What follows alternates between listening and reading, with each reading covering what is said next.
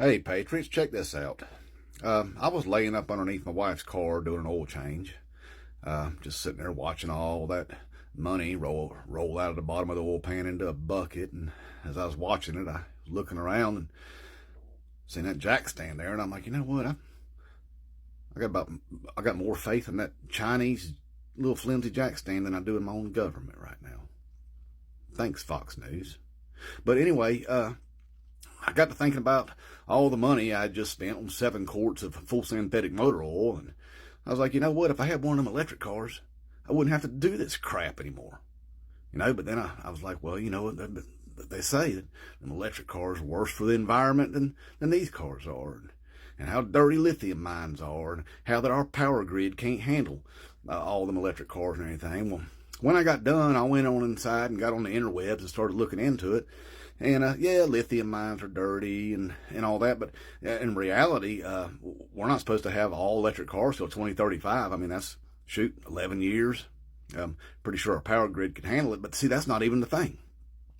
You know what? There's this thing they call emerging technologies. Sure is. Lithium batteries ain't nothing but just a transition. They ain't gonna be around forever. There's a company right now that's been in development for a couple of years. They've been able to take hydrogen atoms and put on a roll of tape, like a cartridge, like an old VHS tape. And you just plug that into your vehicle, and it uses that hydrogen to power your electric motors on your vehicle. Now, at first, they tried to apply for a patent in the United States for it, and the Pentagon said, nope, that's disruptive technology. That'll disrupt our economy too much because we're an oil-based economy. Well, then they just went on over to Japan and said, well, I want to get a patent over here. And Japan said, all right, we'll give you a patent for that. Well, then America's changed their tune and said, oh, no, wait a minute. We'll go ahead and give you a patent on that. Now there's multiple car manufacturers that are planning on using this. Boeing is actually developing a commercial airliner that uses it. All electric commercial airliner that runs off hydrogen fuel tape. Oh, and by the way, there's some other companies that are starting to manufacture what they call low-energy nuclear devices. They're basically like a battery. They're safe. I mean, don't let the word nuclear scare you, but yeah, they're safe. Except for these batteries have about 100,000 hours of runtime. And if you do the math on that, get somebody to help you do it, if you're averaging 30 miles an hour for the life of your car, well, that's about 3 million miles of battery time without ever having to charge it.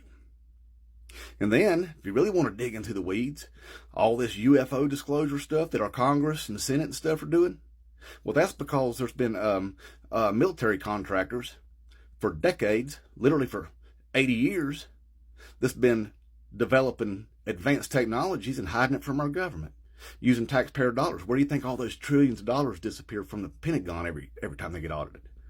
Yeah, companies like Raytheon, Northrop Grumman, Lockheed Martin. Yep, they've been developing advanced technologies for years, and our government's finally had enough of it. And one of those technologies is called zero-point energy. Just pulls energy out of nothing. So instead of having to plug your refrigerators in, your microwave ovens and stuff in, now they've just got a little device that's built into them that just pulls energy from nowhere. Don't have to be plugged into anything. Anyway, that's what they're called, emerging technologies. So we're not going to be on lithium batteries forever, Patriots. It's just kind of a Band-Aid until we get to better technology is all it is. Eventually we won't even be using solar or wind. But I know us Patriots, especially us MAGA ones, we don't like change very much. We don't like change at all. But the world's going to change with or without us. So if we don't like it, we can just get on our horse and buggies and carry our happy asses out into the woods and stay there. But I'm pretty sure the rest of the world is looking forward to a new green, renewable energy future with or without us.